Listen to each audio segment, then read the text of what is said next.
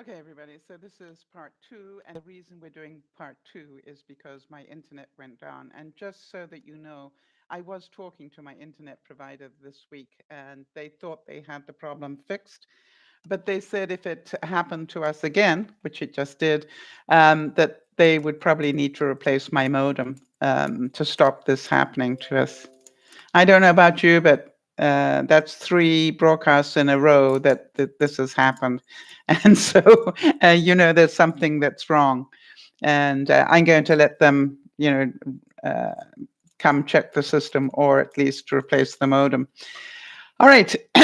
So here we go. So the question was this a waste of money? Right. I think we got as far as the bag, right? So how many of you agree that this alone was a really good score?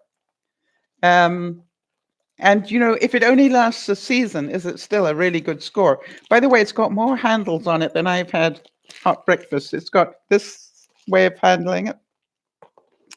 Then it's got this way of holding it. And then it's got this way of holding it. I'm very tempted to probably get rid of this one completely, because I think either you're going to be holding it like this or you're going to be holding it over your shoulder like this. All right. So, but what I look at is, if that is one season, it would be a good price. Even, if it lasts me two, I'll be very happy. So the question is, what would you do about these two tops? Would you return them and get them in a bigger size? When I made the mistake of ordering them too small. I'm trying to see if this one actually has, I like this one particularly because it's got pockets in it. I don't think the other one did. So, or would you sell them? Or would you put them away until you drop a size? I got rather a lot of that going on. Or would you just, bite the bullet and buy the bigger size up, especially for this one? Maybe in a different color, so that if you do drop the size, you still have the use of this one. I really like this one a lot, and it's a bit bigger than the other one. Now, my creativity, and this is about, right, I can either really have a hard time beating up on myself. What I also thought about is at the price that I paid for this, I might even, now this is like, I wonder if any of you can relate to this. I might even cut it straight down the center and use it as a, what do you call it? A bed wrap, when you're sitting in bed. Because it really is so nice and soft. And for the winter, I thought, boy, I'd almost, be prepared to, just literally wear it like a cardigan, even around the house, because it is very warm.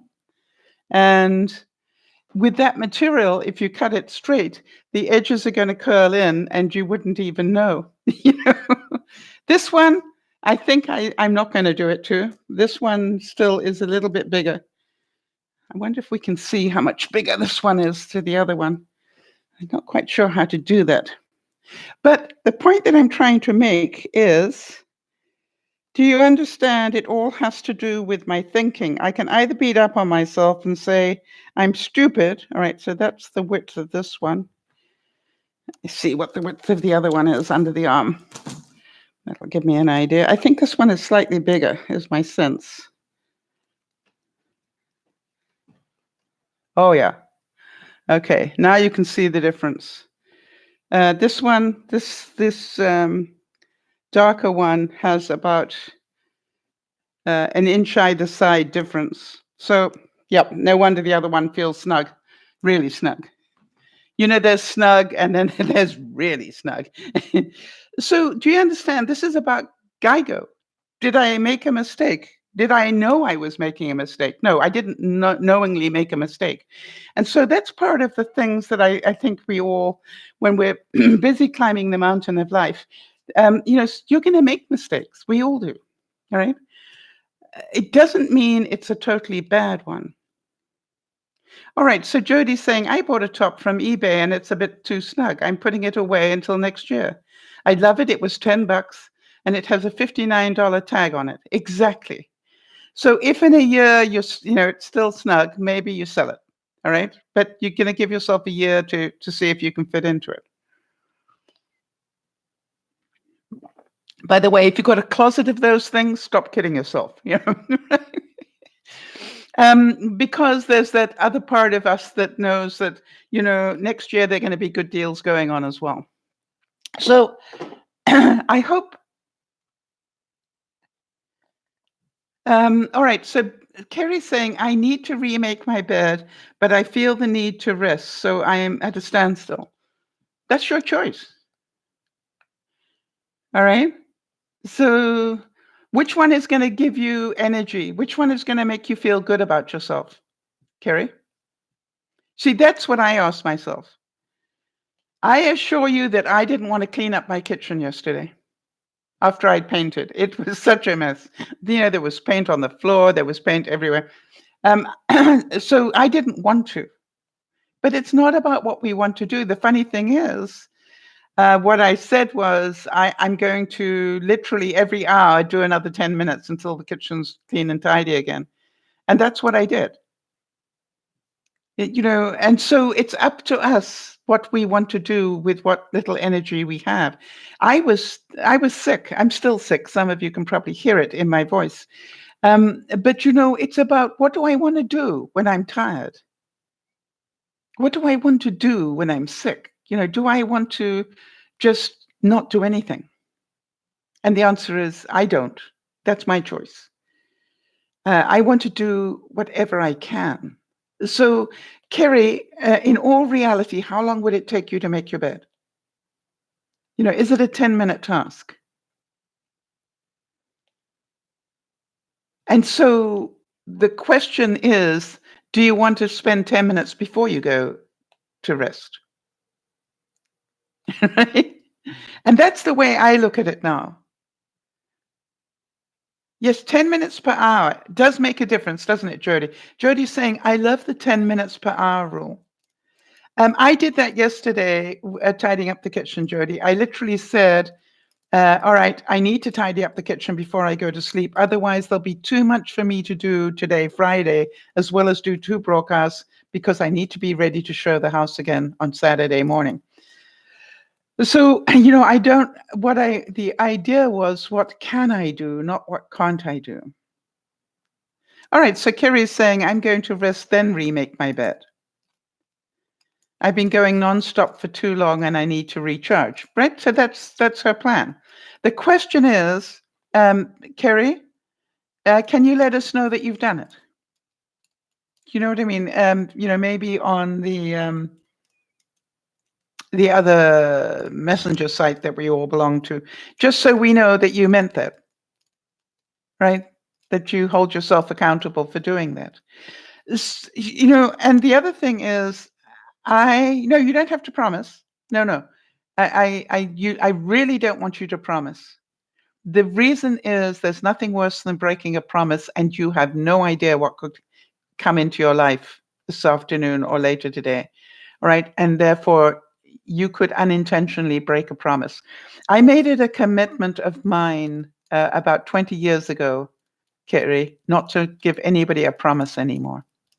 And I would literally say, I would love to promise you that I'm going to do that because that is my intent. However, life could get in the way and I don't want to break a promise, because breaking a promise to me is something that is more painful than I can imagine. And then I realized how much of my life I made these promises that it was impossible for me to keep because life got in the way. And therefore, I don't do it anymore. I wonder if that makes any logical sense to anybody but me. And so now I literally will say to people, I'd love to promise you because that's my intent. But I want to tell you, I'm not going to promise because life could get in the way and I'd rather not break a promise. So hear me, that my intent is that I'm going to be doing that with all the good intent in the world. If life gets in the way, so be it. All right. So going on with what is happening in this garbage in, garbage out, do you see, as we've seen with Kerry's example, that we are all making choices? Interesting. Benji's saying, hi, Benj. Benji's saying, yes, it does. All right. I also keep my promises for only a select few things in life for that reason. Yes, Benj. It is terribly important, right? That you understand, if you value how people perceive you, I think. I really must say that even having said that, there are times that I have fallen foul of that. Yeah, I'm human. All right, so let's go back to where we were.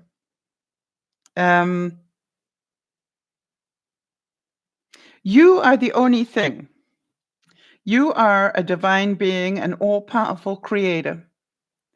You are a deity in jeans and a t-shirt, and within you dwells the infinite wisdom of the ages and the sacred creative force of all that there is, will be, and ever was.